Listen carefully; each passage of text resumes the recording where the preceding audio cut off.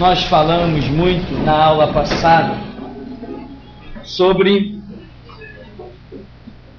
autor e escritor da Bíblia.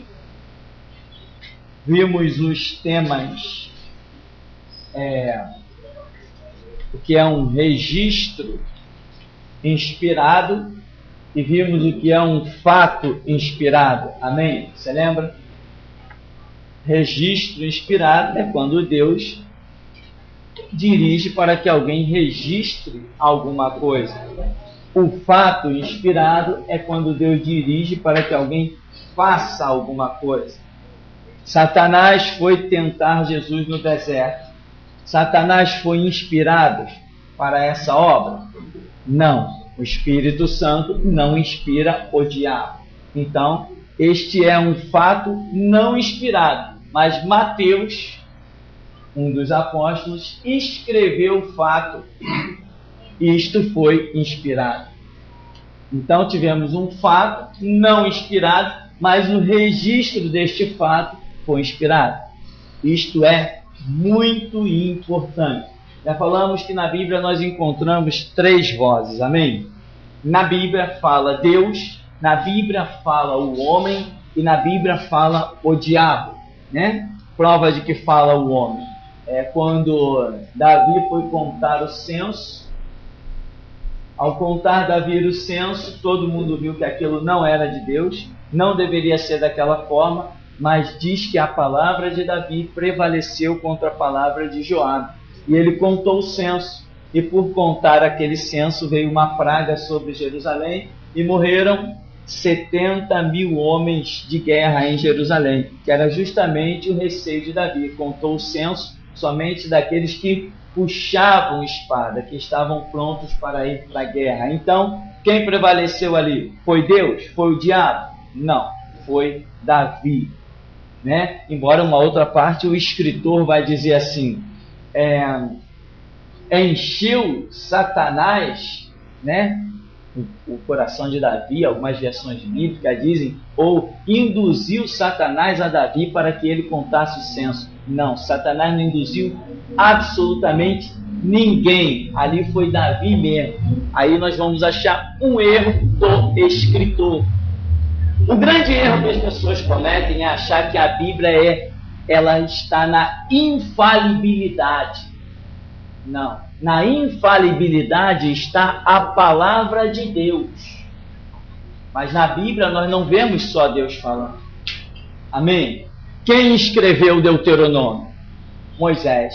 Quem escreveu o Evangelho de João? João. Esses homens nós já detectamos, à medida que eles iam escrevendo as coisas, também acabavam cometendo o erro de colocar as suas opiniões. Um dos evangelhos mais cheio de opiniões é o de João. João, o tempo todo, está colocando a opinião. Jesus disse isso, por causa disso e daquilo. Não, não era por causa daquilo. Mas ele concluiu que seria daquela maneira. Aí ele coloca, quem lê a Bíblia acha que tudo aquilo ali está inspirado. Não, a opinião dos apóstolos é a opinião deles. Inspiração é aquilo que Jesus Cristo fez, ensinou, aquilo que o Espírito Santo revelou aos profetas quando ele dizia, veio a minha palavra do Senhor. Aí sim. Agora, o livro de Jeremias, por exemplo, está cheio das queixas de Jeremias. Ai de mim, minha mãe, por que me deste a luz? Homem de rixa e contenda para toda a terra. Isso foi inspirado por Deus? O Espírito Santo inspirou Jeremias a se lamentar. O Espírito Santo inspirou Jeremias aquelas angústias que ele vive? Não, aquilo foi um homem, devido ao ministério que ele está exercendo, ele está passando pelas angústias e ele se lamenta. Mas não quer dizer que ele estava sendo inspirado para se lamentar. Então, na Bíblia, nós achamos 3 vozes. Do Pai, do Deus, né, a voz da divindade, a voz do homem e a voz do diabo. Amém? Lá no livro de Jó. Satanás, de onde vens? Eu venho de rodear a terra e passear por ela. Quem está falando isso? O diabo, inspirado pelo Espírito Santo? Não, então nós detectamos a voz do diabo. exclusivamente a voz do diabo. Nada a ver com inspiração, né? Aí Deus diz para ele: viste tu, meu servo Jó, homem íntegro, temente, reto. Depois, quando nós vamos ver no transcorrer do livro de Jó, nós vemos Jó amaldiçoando o dia do seu nascimento. Não vemos isso? Deus inspira um homem a amaldiçoar o dia do seu nascimento? Não. Todo homem que vem sobre a face da terra, existe um projeto gloriosíssimo de Deus na vida deste homem. Só Deus é o doador da vida. Então jamais inspiraria um homem a amaldiçoar o dia do seu nascimento. Mas Jó amaldiçoou. Então, quem está ali? Foi o diabo que inspirou Jó? Não. As angústias dele, as aflições de Jó são tantas que ele larga essa declaração. Maldito o dia em que se disse que foi concebido um homem, que aquele dia seja trevas e dele não haja memória. Não foi Deus que inspirou Jó. É importante isso. Uma das grandes causas da queda da igreja, né, fora a política, é a falta do entendimento disso. Em que as pessoas têm a mania de pegar e dizer assim: tudo que está na Bíblia é bíblico. Tudo que está na Bíblia é inspirado por Deus. Então o diabo está cheio da inspiração do Espírito Santo, né? Aliás, o diabo na tentação chega ao ponto de citar a Escritura. Está escrito que aos teus anjos dará ordem a teu respeito. Então o diabo está cheio do Espírito Santo. Ninguém vai poder com ele, né? Então é necessário entender as três vozes que são encontradas na Escritura. Na Bíblia você acha três vozes: Deus falando, o diabo falando e o homem falando. Primeiramente, tem um fato interessante também, que tem um diálogo entre Deus e um demônio. O demônio está querendo enganar a cara. Aí Deus pergunta o que ele irá fazer. Sim. Aí o demônio responde. Interessante, né? Vocês lembram do fato de Acabe, né? Quem induzirá Acabe para que caia em Ramote Gileade? Deus está virado contra aquele rei e queria abatê-lo, mas estava traçando as suas maneiras de abater. E um demônio se apresenta e diz assim: eu irei. Aí Deus pergunta: e como tu vai fazer? Como se Deus não soubesse, né? Aquilo é para deixar lições para nós. Não, eu irei, serei um espírito de mentira na boca de todos os seus profetas.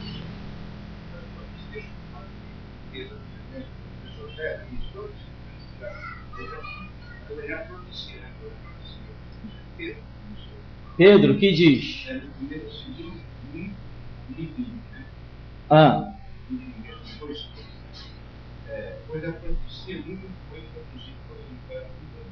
Sim, a profecia. Exatamente. Não tem nada a ver. Ele está falando a profecia, né? A profecia, nenhuma profecia foi produzida por mente humana. Agora, eu tenho que saber o que é profecia e o que não é. Essa é a questão. Então, tudo que está na Bíblia é bíblico, dizem os ignorantes. Não. Ser bíblico significa estar na Bíblia, mas não quer dizer que o que está na Bíblia é Deus falando.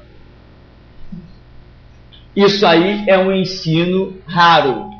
É um ensino para você ser chamado de louco, mas eu te garanto que é um ensino para você calar qualquer teólogo, qualquer doutor em divindade, qualquer um.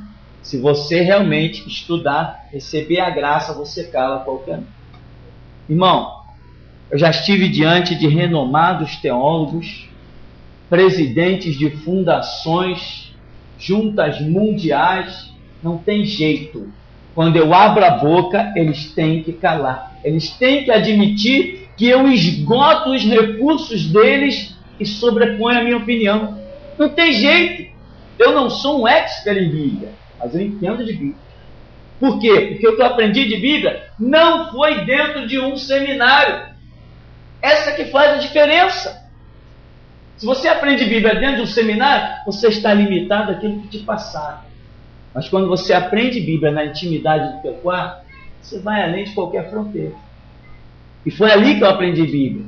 Na intimidade do meu quarto. Eu comia a Bíblia mesmo, de 8 da manhã a 8 da noite. Foi assim que eu aprendi. Então, eu esgoto os recursos de qualquer teólogo com simples palavras. Então, autor da Bíblia, quem é? Hein? É Deus. Nós sempre dizemos, o autor da Bíblia é Deus. Sim. Em que sentido? No sentido do registro inspirado. Tanto os erros, os absurdos, os acertos, as profecias, está tudo na Bíblia. Então, já que Deus separou, realmente Deus separou esses 66 livros, Deus separou eles para a nossa edificação espiritual.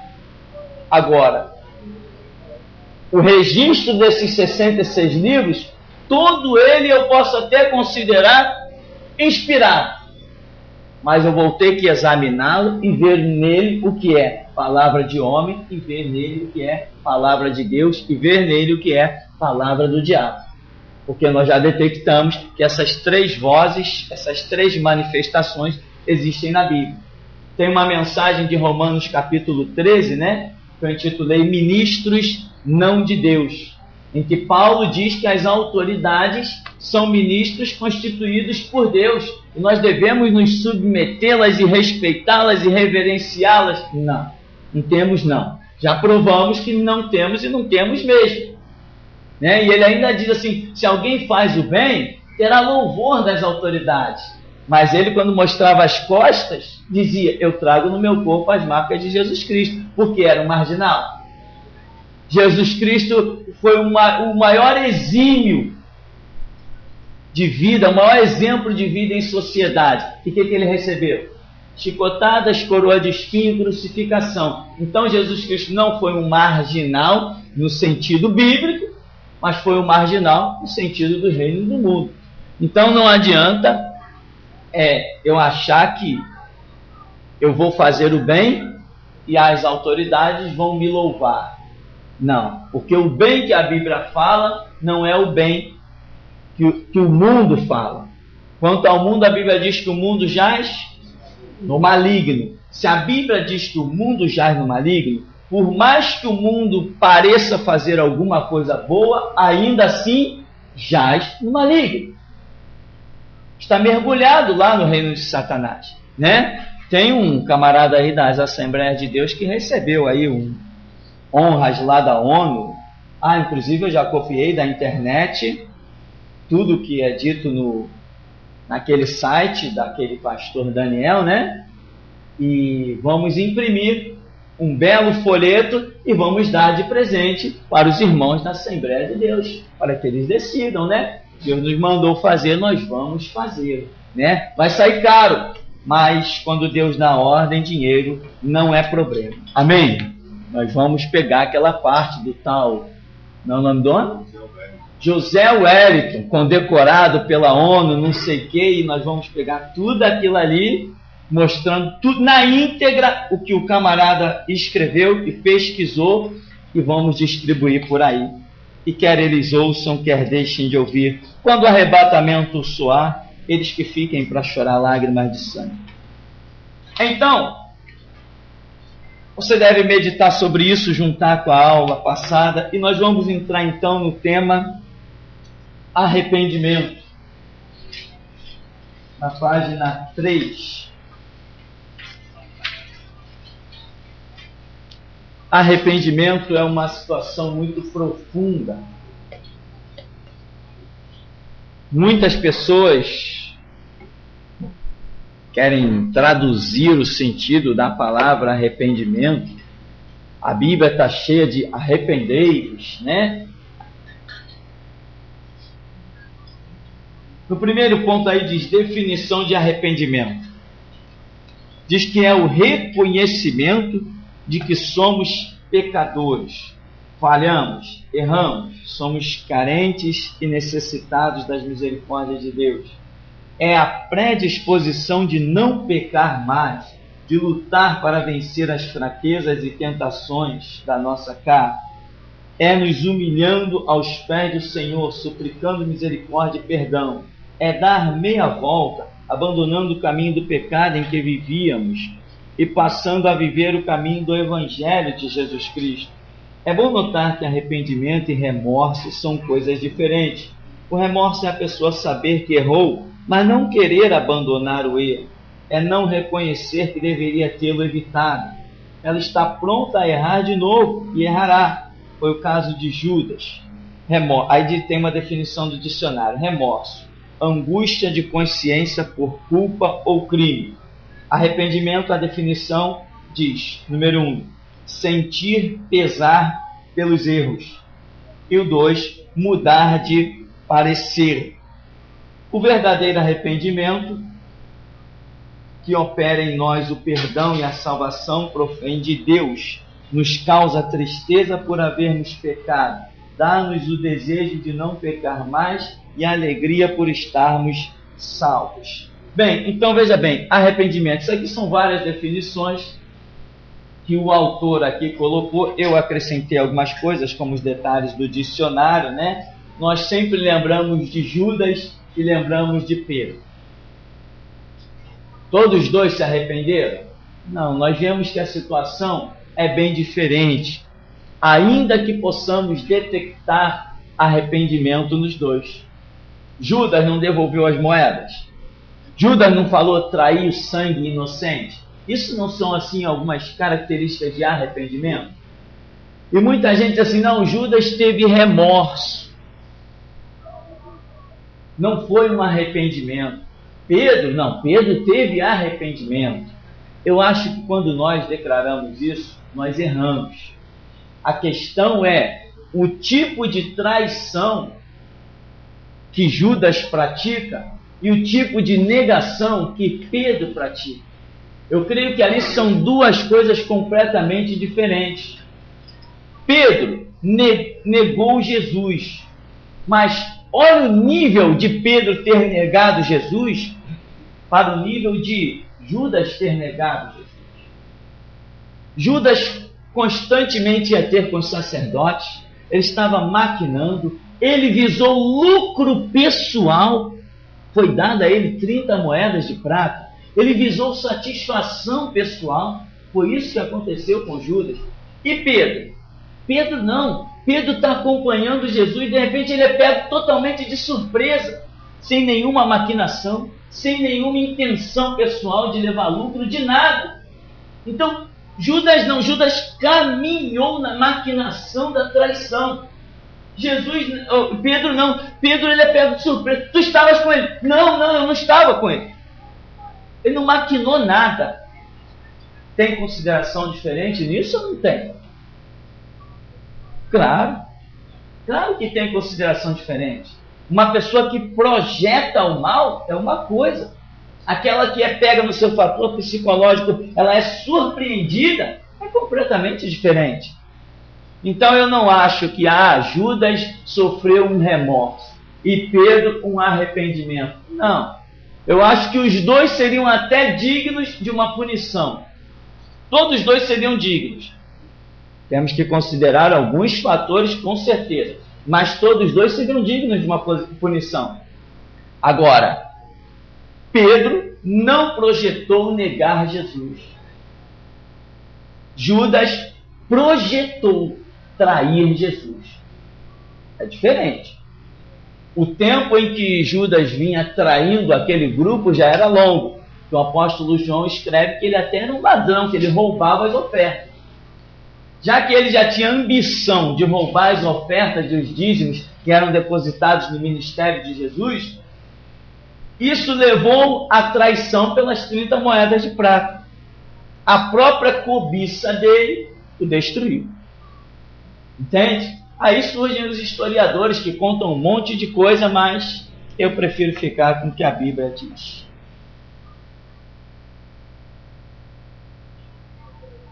Agora, falando de uma coisa mais prática, no nosso dia a dia, arrependimento, o que eu considero? É, como algumas palavras foram ditas aqui, é reconhecimento, né, de que pecamos. Ou seja, as tuas obras mortas, você tem que ter vergonha delas. Se você está em trevas, está vivendo as obras mortas do pecado, e de repente se depara com a luz onde o seu pecado é apontado, você vai se exaltar com o seu pecado? Ou vai se humilhar por causa dele?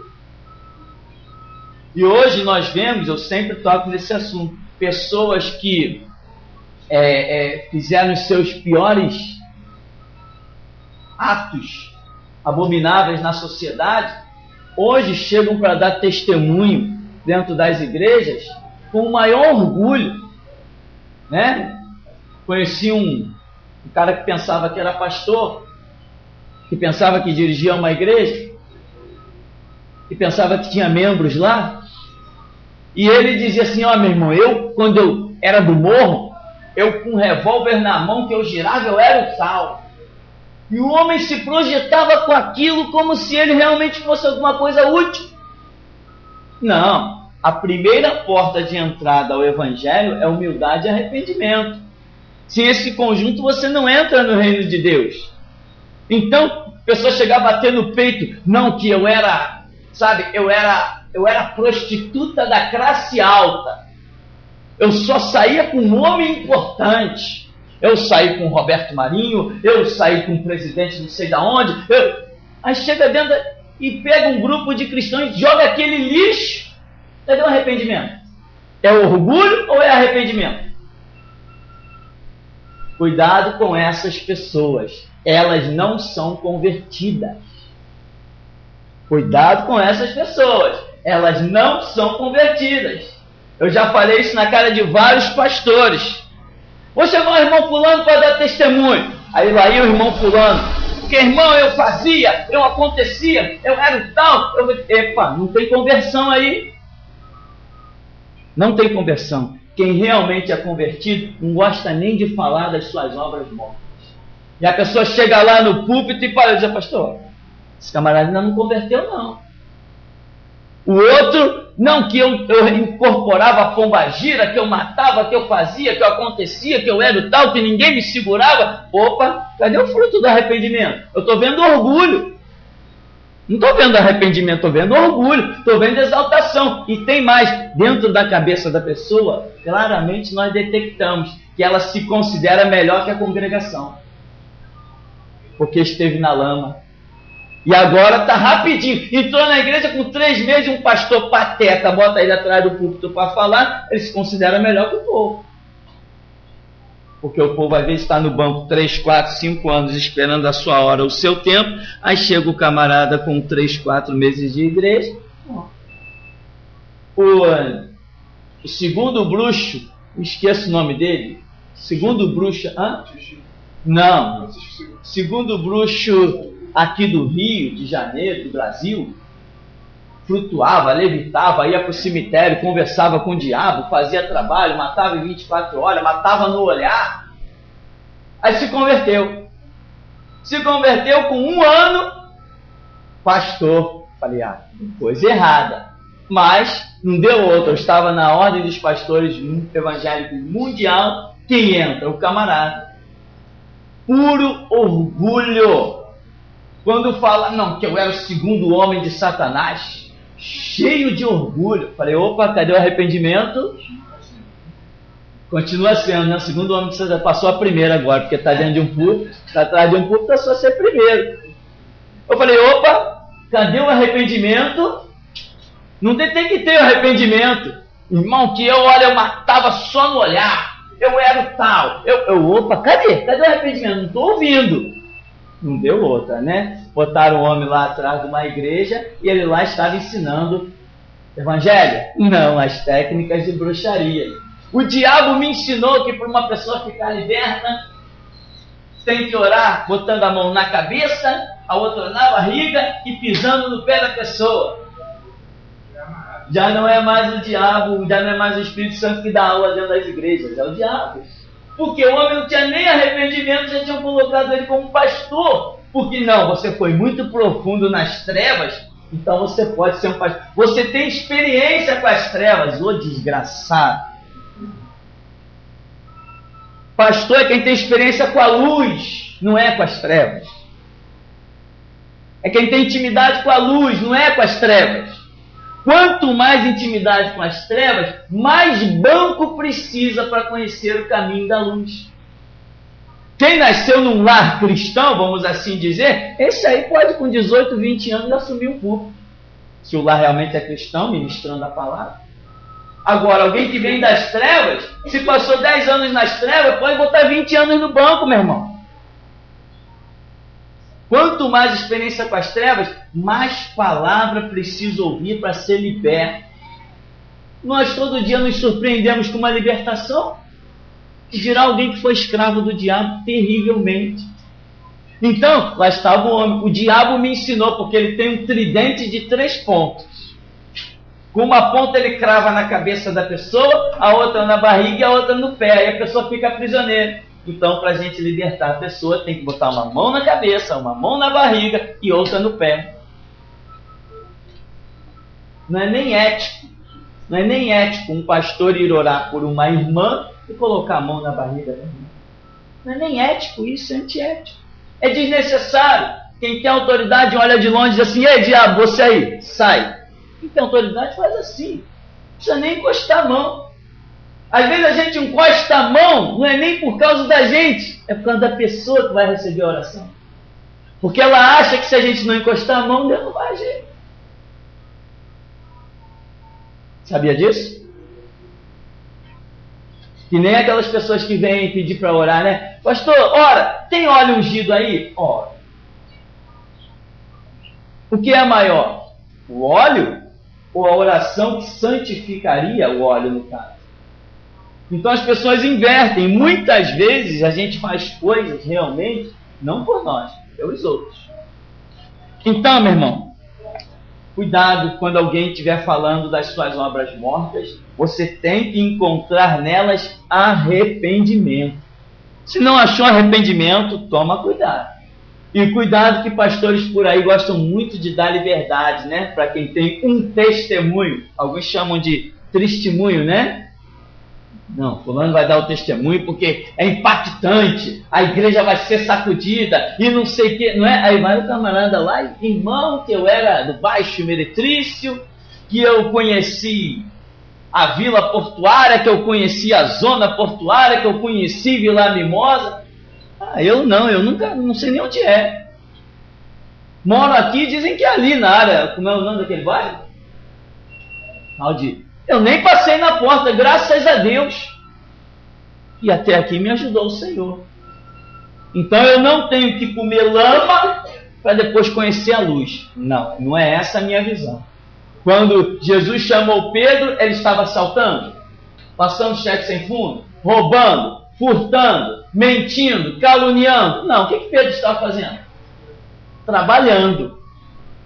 Estava levando uma vida digna em sociedade. Quando Jesus chamou João, o que ele estava fazendo? Estava lá vivendo a sua vida. Normal. Não era nenhum delinquente, não era nenhum safado. Graças a Deus, Jesus chama todo mundo. Mas eu não tenho que ser lixo, passar por reciclagem para depois ser transformado em alguma coisa boa. Necessariamente não. Considerando o conceito de pecado revelado pela Escritura, nos enquadramos simplesmente na palavra que diz: todos pecaram e destituídos estão da glória de Deus. Amém? Agora não vem com nível de pecado para cá. Não, eu pequei mais, agora eu sou mais santo, porque onde abundou o pecado, superabundou a graça.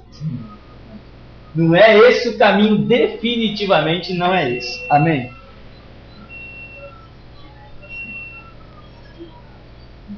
Aqui nós vamos ver, por exemplo, tem um terceiro item da página 3 que diz: como ocorre o arrependimento? Nós vemos no Evangelho de João que é dito que o Espírito Santo viria e nos convenceria de quê? Ele nos convenceria, né? Do pecado, da justiça e do juízo. Ora, então, as pessoas estão mortificadas levando a sua vida. Elas não têm muitas vezes aquela noção forte, aquela voz forte que lhes provem que elas estão em pecado. Elas vão levando, não, é tudo natural, acabou, morreu, acabou tudo por aqui. Várias filosofias já contaminaram a mente das pessoas. né, já cauterizaram muitas mentes em muitos segmentos, muitas maneiras de pensar, e a pessoa vai levando a sua vida. Mas como vai ocorrer um arrependimento? Quem vai convencer aquelas tribos indígenas canibais que eles não devem comer carne humana, que eles não devem matar as pessoas que passam por lá? Como que vai se fazer isso? É cultura deles. Nasceu, as crianças nascem ali e um vai passando daquela cultura para o outro. Se não entrar quem? O Espírito e a palavra, nunca eles vão mudar. Eles não vão mudar algo que eles vêm fazendo há milhares de anos, sem nenhuma palavra contraditória, sem nenhuma, nenhum impacto. Então, é aí que entram muitos missionários valentes. Eu li a história de um missionário que ele levou 20 anos observando uma tribo canibal de longe para saber como ia conseguir entrar naquela tribo. Depois de 20 anos, acontece uma situação na tribo e ele entra. Quando ele entra, converte o pajé, o cacique, e começou uma grande obra naquele lugar. A primeira história que ele contou foi que Judas traiu Jesus. Quando ele falou que Judas traiu Jesus, sabe o que aconteceu na tribo? Todo mundo festejou com a história dele. Por quê? A cultura daquela tribo era essa. Eles gostavam de... As pessoas que passavam por lá, eles enganavam, eles alimentavam, eles engordavam para depois alguém vir e trair a pessoa, matava a pessoa. Aquilo estava na cultura deles. Até ele conseguir mudar essa cabeça e explicar o Evangelho, houve um tempo, mas houve uma obra tremenda e gloriosa. Então, o convencimento vem pelo Espírito Santo através de alguma coisa. E o que nós temos identificado como principal, ou talvez único, é a palavra, né? Por que eu falo principal ou único? Porque eu creio que Deus possa dar um sonho a uma pessoa e falar com ela. Eu creio que Deus possa dar uma visão. Eu creio que Deus não está limitado na forma dele falar. Inclusive tem o livro, né, que eu estava lendo, Fator Melquisedeque, que conta experiências interessantíssimas, em que pessoas já tinham a noção desse Deus, Criador do Universo, mesmo antes de alguém chegar lá para pregar necessariamente Novo Testamento. Então as coisas acontecem de uma maneira que eu não gosto de limitar Deus. Meu Deus não é limitado. Ele fala por uma mula, por um corvo, ele fala da maneira que ele quiser. Amém? Então, é necessário, porém, a ação do Espírito Santo. Então, como ocorre o arrependimento? Aqui diz, quando alguém ouve a pregação do Evangelho, o Espírito Santo convence-o do pecado, da justiça, do juízo. A pessoa é convencida e recebe entendimento ao ouvir a pregação ou ler o Evangelho. Caso esta feche o coração e não aceite, continuará perdida e sob condenação. Porém, aceitando Jesus como único Salvador e Senhor, Deus opera nela o arrependimento, recebendo tal pessoa o perdão e a salvação.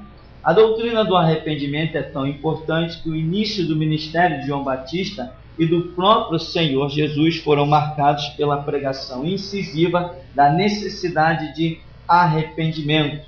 O arrependimento sincero opera nas 3 áreas principais da vida.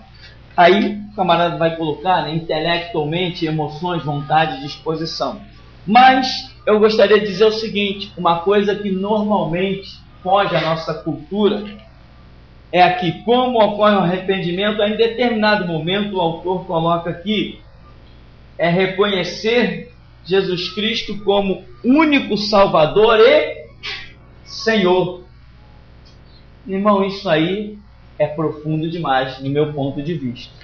Isso é muito profundo. Reconhecer Jesus como único Salvador e Senhor, se ele é o único Salvador, então as minhas obras não me salvam. E aí entra uma série de fatores. Salvação está nele. Eu tenho que ver qual o critério que ele desenvolveu para a salvação.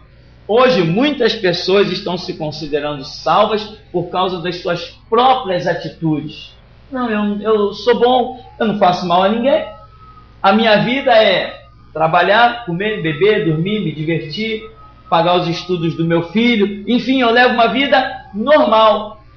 Mas Jesus falou que nos dias de Noé, quando ele voltasse, as pessoas estariam levando uma vida normal, semelhante aos dias de Noé, semelhante aos dias de Sodoma, né? Em que comiam, bebiam, negociavam, casavam, davam em casamento.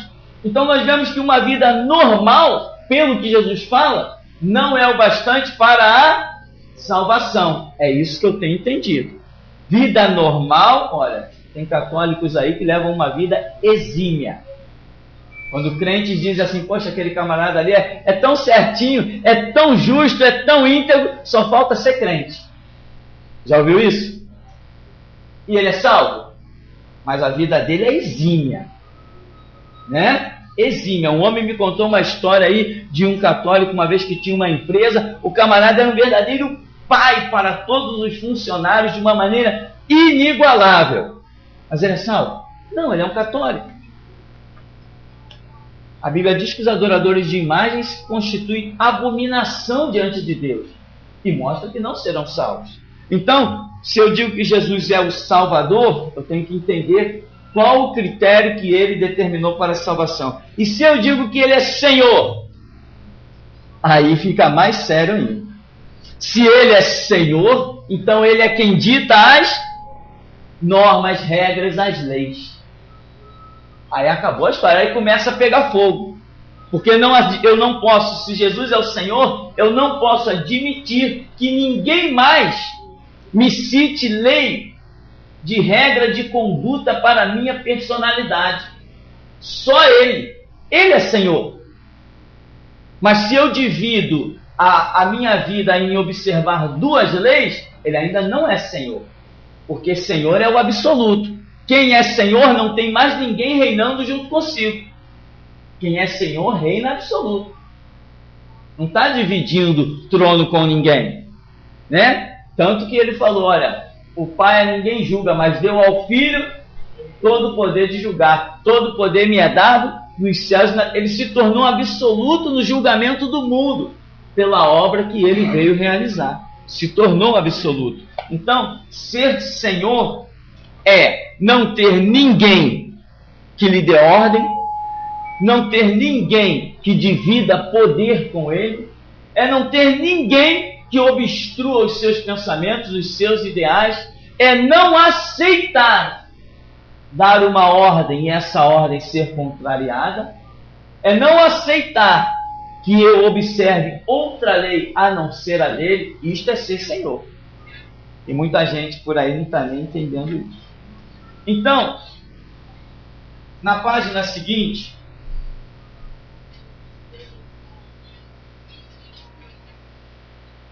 nós vemos aí uma coisa que o escritor colocou: o arrependimento opera na mente, nas emoções, na vontade e disposição. Ele dá algumas definições. Intelectualmente, a pessoa passa a ter um entendimento diferente de todos os pecados que envolveram a sua vida passada. Descobre, então, que pelo arrependimento recebe perdão e salvação. Esse fator da mente, né, é uma coisa meio impressionante. Tem pessoas que em terreiros de macumba já sacrificaram crianças, já comeram cadáveres, já fizeram abortos, já fizeram coisas horripilantes, né? Que nos dias de hoje são tão comuns, mas perante os olhos de Deus, que não muda, continuam a ser horripilantes. E aqui diz que o arrependimento opera no intelecto, na mente do ser humano. Tem pessoas que Deus já perdoou, mas a própria pessoa ainda não se perdoou.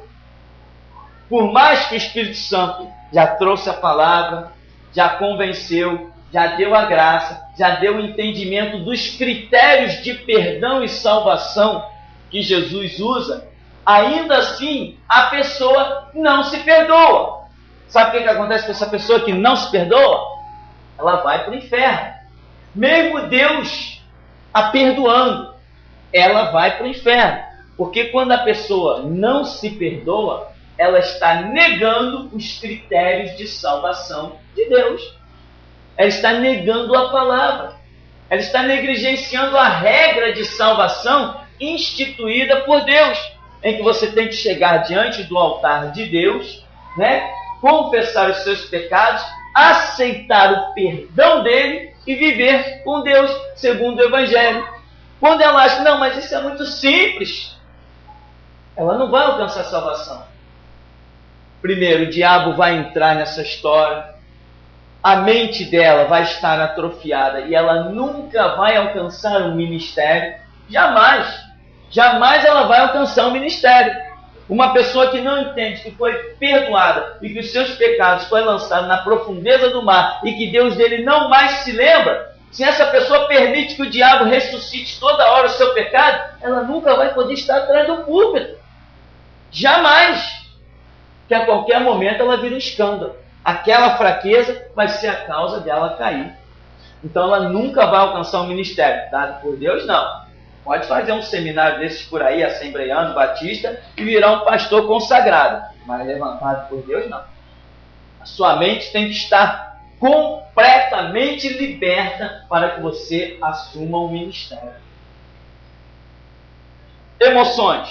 Se alguém tiver alguma pergunta, pode comentar. Amém? Emoções. A pessoa passa a sentir tristeza por ter pecado e então recebe alegria por não viver pecando mais e saber que já está salva. Aí você vê a emoção do ser humano, né? As nossas emoções são uma arma contra a gente. Se você não souber controlar as suas emoções, né? Nós sempre falamos de corpo, alma e espírito, né? A essência triuna que forma o homem. Corpo, alma e espírito. E aqui temos entendido, até que se prove o contrário, na área da alma operam as nossas emoções. O corpo sem a alma e o espírito, ele não é absolutamente nada, ele é inerte. Quem comanda o corpo é a alma e o espírito. Se as suas emoções são maiores que a sua razão, você será controlado, você será uma pessoa emotiva. Ah, tadinho, puxa, coitado, eu vou ajudar, eu não sei o quê. Não. Mas se você é uma pessoa controlada pela razão, pela lógica, pelo espírito, você vai para a oração. Você ajuda quem Deus diz que é para ajudar, você dá o braço a quem Deus diz que é para ajudar, entendeu? Não tem esse negócio, não, eu sou crente, eu tenho que fazer o bem para todo mundo. Não, nada disso. Nada disso. Eu não vejo nada disso. Então, a oração, o buscar a face de Deus, é que vai me dizer quem Deus quer que eu ajude, por quem Deus quer que eu ore, aonde Deus quer que eu vá. Amém? Já me chamaram para orar por enfermos em tudo que é canto. Eu já fui em muitos lugares, outros, porém, eu disse que não vou. Mas não tem mais, eu não vou, acabou a história. Você não é pastor? Sou pastor de Deus, não dos homens. Eu dependo dele me dirigir. Se ele me diz não, é não, e acabou a história. Entendam isso ou não. Teve a casa de um homem aí que comia comigo aqui na mesma mesa. Frequentou as melhores igrejas desse Rio de Janeiro. Levei o homem para tudo que é canto. Depois o homem foi morar numa casa daquele mago Coelho, como é que chama? Paulo Coelho. A casa do homem era um verdadeiro terreiro de macumba. O camarada entrou lá para morar, começou a sofrer influência de tudo aquilo. apanhou da vida. A filha foi atropelada na porta da casa, a mulher ficou doente, ele batia com o carro, era um horror. Aí veio aqui me buscar. Conhecia, eu já tinha socorrido ele em várias situações. Na terceira vez que ele veio aqui, ele disse, não vai não, acabou, não vou. Veio aqui umas 4, 5 vezes, não vou, e se morrer, morreu, eu não tenho nada a ver com isso, eu sou servo de um Deus vivo. Se o diabo está lá matar, ou fazer, isso não é problema meu, eu tenho uma missão, eu tenho que obedecer a Deus. Eu não ando pela emoção. Se eu não for lá o cara vai morrer. Que morra! Eu tenho a minha missão. Jesus me disse, fica aqui, é aqui. Eu não ando pela emoção. Eu ando pela razão. Eu oro. Senhor, vou, vai. Opa, não tem dificuldade. Quanto é? Não quero. Eu pego o dinheiro do meu bolso, eu gasto meu sapato, meu suor, meu tempo e vou. Mas, como fui a Macaé, nem um copo d'água bebi em Macaé. Nem um copo d'água me deram lá em Macaé quando eu cheguei. Nem um copo d'água. Mas a menina que estava para morrer ficou viva, está viva até hoje. Isso é que me interessa. Eu não fui lá para beber copo d'água de ninguém. Saí de lá, entrei no melhor restaurante da cidade, almocei e vim embora. Quando meu Deus me envia, Ele me envia com os recursos. Eu não preciso de nada de ninguém. Eu não estou no mundo para receber, eu estou no mundo para dar. Essa é a minha realidade. Esse é o meu ministério. Eu estou aqui para dar. Então eu não ando nas emoções. Vai olhar para a minha cara ou não? Não faz diferença. Então, emoção é a área da sua alma. Se você é uma pessoa que se fortifica muito emocionalmente, entendeu? Já viu? Passou uma cena, né? Até hoje você passou a cena do Ayrton Senna, vencendo a corrida com a bandeira brasileira, né? Ayrton Senna, todo mundo chora. Até hoje chora, não chora? Muita gente chora. O que é isso? Emoção. Deixa eu só comentar que o senhor tinha falado de salvação naquela hora, agora falou de emoção. Tem, nesses lugares aí, eles fazem um apelo emocional, a pessoa na frente só estender a mão, mas não se converte. Tempo perdido. Igrejas que têm um apelo, né? Quem aqui quer aceitar Jesus? Imagina, quem quer aceitar Jesus? Isso é ridículo. Isso é ridículo. Merece até ser usado uma outra palavra, mas é ridículo. Ninguém aceita Jesus porque sai lá de um banco e vem aqui na frente. Jesus falou, aquele que tem os meus mandamentos e os guarda, este é o que me ama. E tem gente por aí achando que é salva. Por que você é salva? Não, eu já aceitei Jesus. Aonde? Não, eu fui numa igreja há 10 anos atrás, eu fui lá na frente e aceitei Jesus. E o camarada acha que é salvo. Porque a igreja cega induziu na cabeça do camarada que ele aceitou Jesus naquele ato de levantar a mão e pronto. Ele é salvo.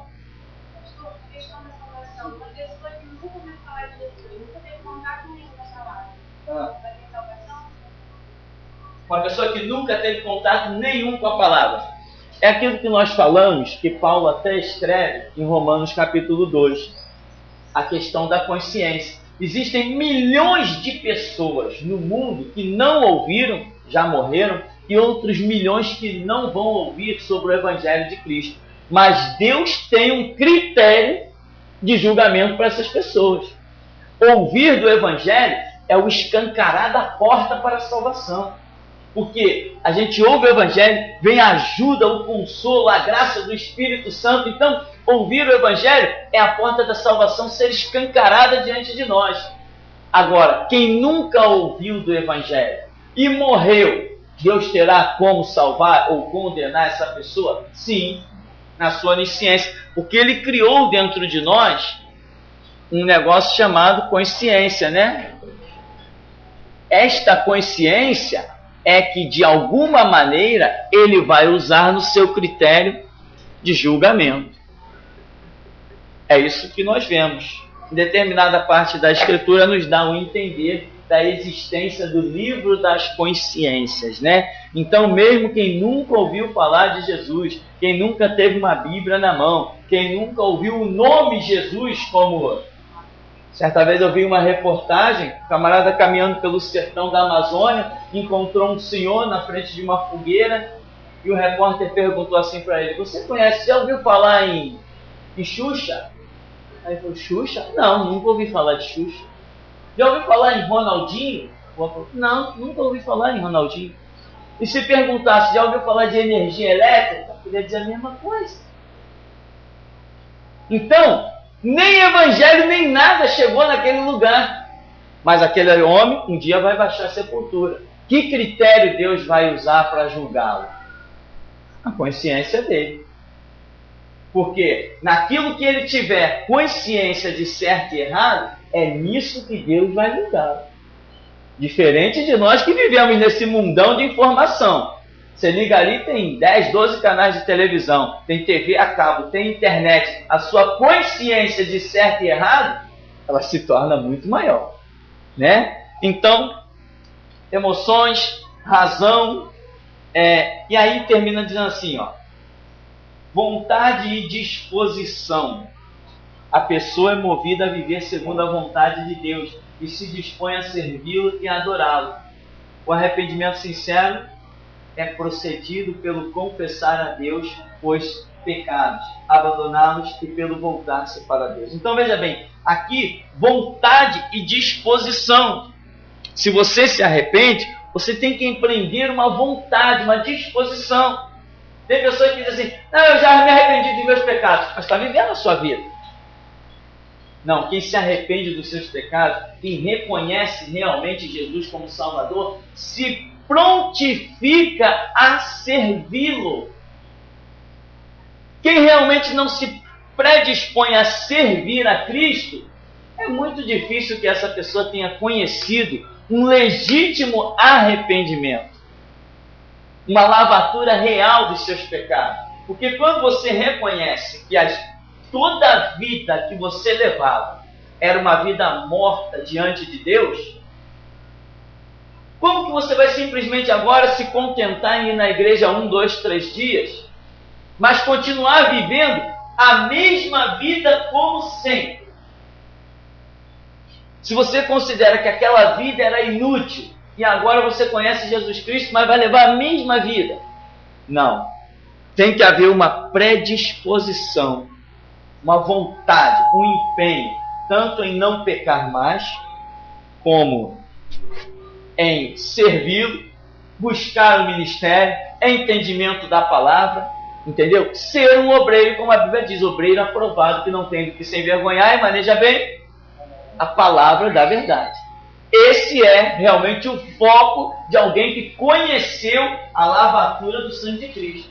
A pessoa diz assim: não, realmente eu ia para o inferno, agora eu estou no caminho do céu, o que eu vou fazer? Não, vou dar a vida por esse Deus. Entra uma vontade muito grande, entra uma disposição muito grande. Amém? Alguma pergunta para nós encerrarmos? Fala. Sim. Você começou a falar no começo da explicação, que a palavra de Deus, a palavra do homem, né? Sim. Por exemplo, sobre os 10 mandamentos. Eu estou querendo aqui falar que 10 mandamentos é um básico para ser salvo ou defender uma igreja que guarda e salvo. Amém. Mas aí fala embaixo do texto que ele escreveu com o próprio Deus, né? Sim. Então, vamos dizer assim, a observância dos argumentos, vocês devem cumprir isso como palavra do próprio Deus, né? Veja bem. A outra pergunta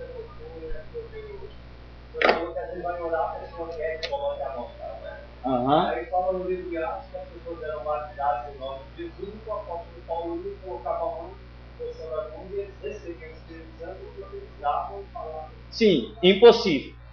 Homem nenhum pode dar o Espírito Santo para outro. Homem nenhum passa o Espírito Santo.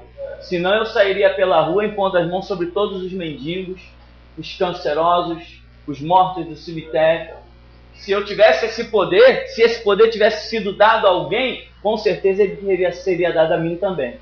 Porque a minha predisposição em apostar a vida nesse evangelho, ela está sobrepondo toda a minha geração, né? Eu estou entrando de uma maneira que é para rachar. Então veja bem, homem nenhum dá o Espírito Santo. Jesus falou: rogai ao Pai Se vós, sendo maus, sabeis dar boas dádivas aos vossos filhos, quanto mais o vosso Pai não vos dará o Espírito Santo. Só Deus pode conceder que o Espírito Santo habite em alguém.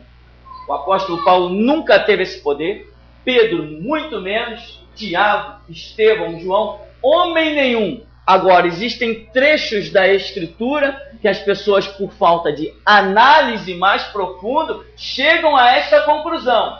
Mas eu provo, inclusive tem estudos aí na apostila, eu provo que essa não é a realidade, né? Se algum homem aparecer perto de mim e disser que tem poder de impor as mãos e o Espírito Santo passar a habitar naquela pessoa, eu o chamo de mentiroso ou equivocado. Por quê? O que acontece?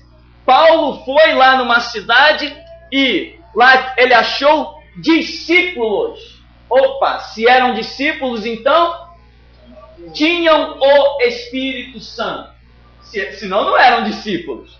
Discípulo é só aquele que tem Espírito Santo. Aí Paulo, que um homem de unção, um homem de visão, um homem cheio do poder, esteve ali numa reunião com eles e orou sobre eles. Amém. E o ministério da profecia passou a se manifestar na vida daqueles homens que já tinham o Espírito Santo. Eles já eram discípulos, a Bíblia mostra isso.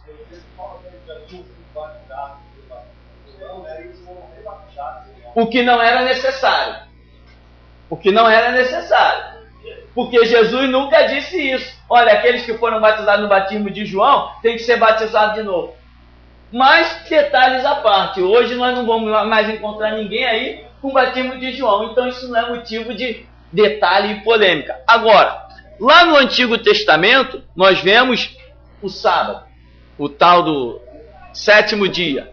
Só que quando Jesus chega em Mateus 5,17, ele diz que veio cumprir a lei. Então eu tenho que identificar se Jesus é o cumprimento da lei, entendeu? Da lei.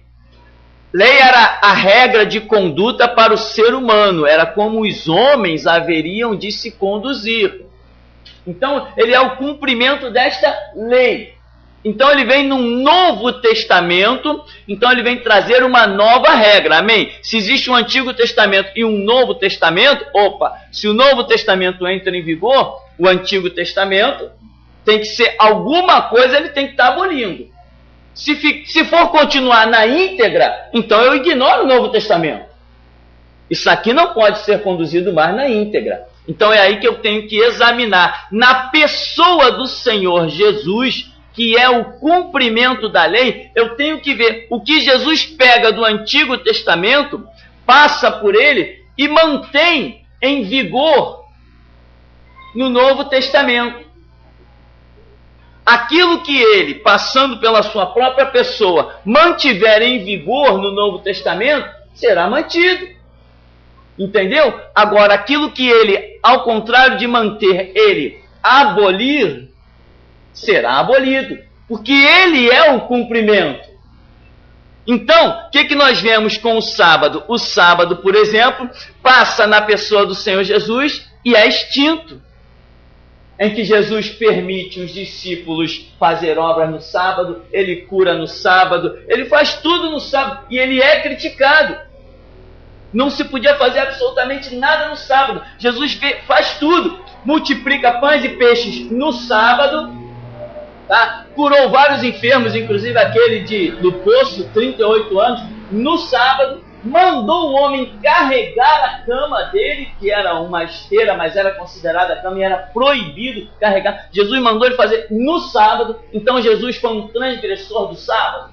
Não foi um transgressor, ele foi um cumpridor do sábado. Aí ele vem e diz, o Filho do Homem até do sábado é Senhor. Ele se colocou como Senhor absoluto do sábado. Ele é o meu Senhor e eu sou discípulo dele. Então, da maneira como ele agiu, eu tenho que agir.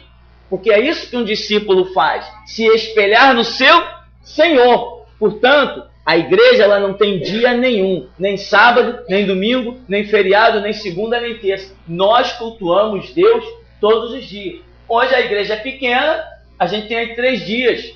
Mas um dia a igreja crescendo, Deus nos dê a direção, nós vamos ter culto aberto aqui de segunda a segunda. Então, o que eu tenho que identificar do Antigo Testamento? Aquilo que Jesus, como cumprimento, deixa passar e aquilo que ele anula. O sábado definitivamente está anulado para o Novo Testamento. E muitas outras coisas, né? E Deus não descansou do sábado. Ele vai dar o texto, Deus descansou do Espírito. E ele deixou ele falou a obra dele, não vai fazer o sábado. Essa é pequena, ele falou, Deus descansou. Deus descansa. Não, aí é outra questão mais teológica, mais detalhe, né? Traduções do original, mas a questão é essa de se ele realmente, hoje, nós deveríamos guardar o sábado? Não, nós não temos que guardar o sábado em hipótese alguma, e esse desafio pode ser feito contra qualquer um, anjos ou demônios. Pastor, e assim, já estava vestido com o dedo de Deus, mas o Evangelho foi para a vida de Cristo. Alguns detalhes assim, né? O Evangelho ele foi marcado com o derramamento do sangue do unigênito do Pai. E lá, aquela libertação do Egito foi o sangue de animais. Então hoje o que nós temos, Novo Testamento, tem muito mais força e muito mais valor do que o que eles tinham. Tanto que o autor de Hebreus diz, né? Se Moisés, naquele tempo da antiga aliança, viu a glória de Deus, quanto mais nós hoje, no sangue do Cordeiro, do unigênito do Pai, do sumo sacerdote, nós temos que ver algo muito maior. E ele diz que a antiga aliança não é superior à nova aliança, que a nova é muito maior. Amém? Vamos dar uma paradinha, senão a gente não para.